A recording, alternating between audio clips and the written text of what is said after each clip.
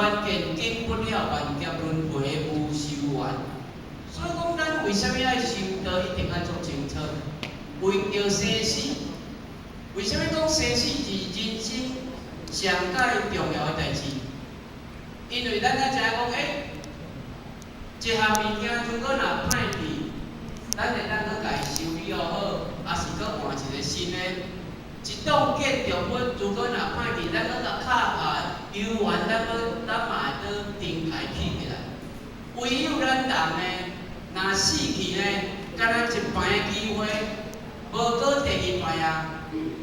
唯有生死这两件大代志呢，是咱人生上介重要的代志。所以你也看，一日当中呢，毋知影有偌济生命出世伫即个世间；一日当中呢，嘛毋知影有偌济生命离开了即个世间。所以生死这两件代志呢，毋是咱人生的会当去做决定的。所以讲，咱生无法度来决定，但是上界起码咱要死，你嘛爱有你家己会当做决定。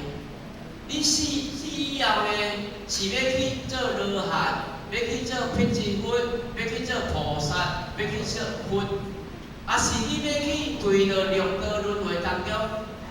你家己本身是你家己在做决定的。别人无法度甲你做决定，所以生咱无迄个选择权啊。但是起码死咱有迄个选择权。所以大家讲理念